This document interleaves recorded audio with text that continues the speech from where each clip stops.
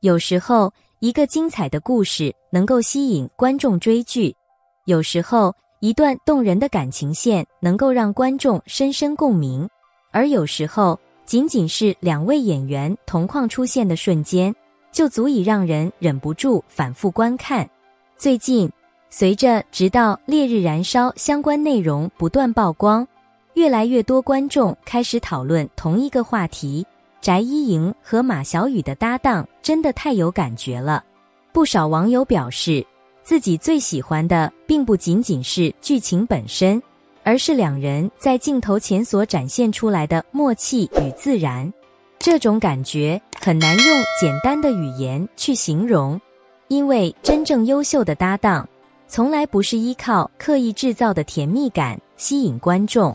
而是在一个眼神、一句对白、一个细微动作中，让观众相信角色之间真实存在着某种情感连接。而翟依莹和马小雨恰恰给人这样的感觉，当他们出现在同一个画面里时，观众能够感受到一种非常舒服的氛围，没有生硬的表演痕迹，没有刻意放大的情绪表达，一切都显得自然流畅。这种自然感其实是最难得的，因为在影视行业中，技术可以训练，台词可以练习，但演员之间的化学反应却很难刻意创造。有些演员合作多年依然缺少火花，而有些演员第一次合作就能让观众感受到强烈的代入感。从目前公开的片段来看，翟依莹和马小雨显然属于后者。很多观众在观看花絮时都会发现一个细节，即便没有对白，两个人站在一起时，画面依然充满故事感。这也是为什么许多人会说，他们不像是在演戏，更像是真正生活在角色之中。事实上，这种评价对于演员来说是非常高的认可，因为表演的最高境界，从来不是让观众看到演员，而是让观众忘记演员，让大家只看到角色本身。而当观众能够完全沉浸在故事之中时，说明演员已经成功完成了最重要的任务。除了角色之间的互动之外，翟依莹和马小雨身上还有一个非常吸引人的特点，那就是他们都属于比较自然型的演员，他们不会用过度夸张的方式去表现情绪，相反，他们更擅长通过细节塑造人物。一个停顿，一次回头，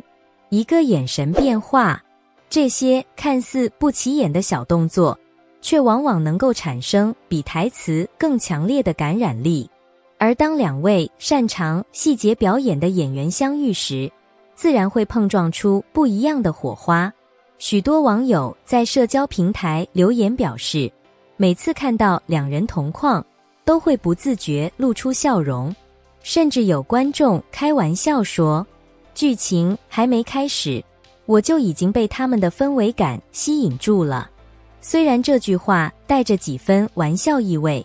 但也从侧面说明，两人的搭档确实给观众留下了深刻印象。当然，一部作品能够获得关注，绝不仅仅依靠演员颜值或者话题热度，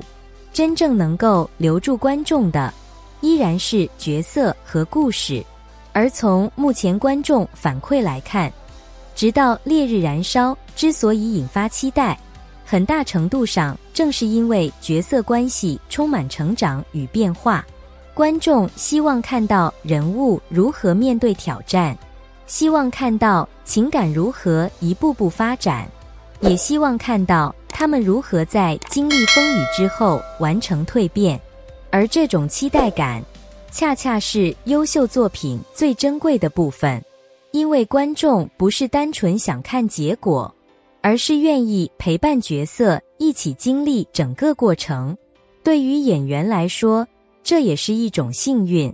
因为当观众愿意投入情感时，说明角色已经成功走进他们心里。近年来，越来越多年轻观众开始关注演员之间的真实互动，大家不再满足于简单的剧情推进，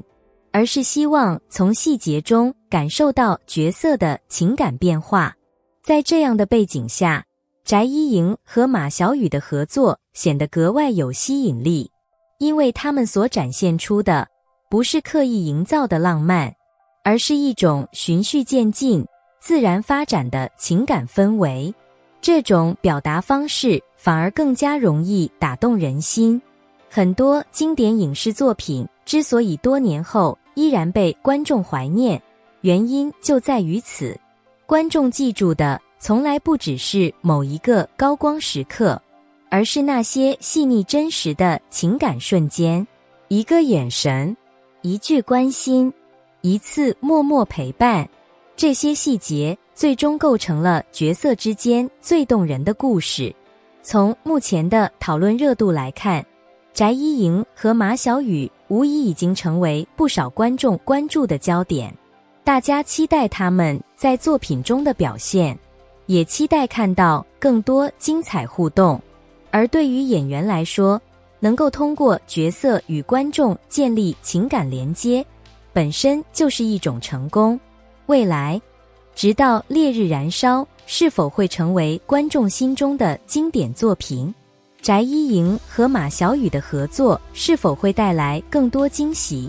这些问题或许还需要时间给出答案，但至少从现在来看，他们已经成功吸引了大量观众的关注。更重要的是，他们让人重新感受到一种久违的追剧快乐，那种因为角色而期待下一集，因为一个片段而反复观看，因为一句台词而久久难忘的感觉。或许这正是影视作品最迷人的地方，它不仅讲述故事，更能够连接观众的情感。而翟依莹与马小雨的搭档，也正在用属于他们自己的方式，书写着这段令人期待的故事。那么，看完目前公开的内容之后，你对翟依莹和马小雨的合作有什么看法呢？你最喜欢他们同框时的哪一个瞬间？你认为两人最吸引观众的地方是颜值、演技，还是那种自然流露出来的默契感？欢迎大家在评论区留下自己的观点，一起交流讨论。如果你喜欢本期内容，别忘了点赞、分享并订阅频道。感谢大家一直以来的支持与陪伴，我们下期视频再见。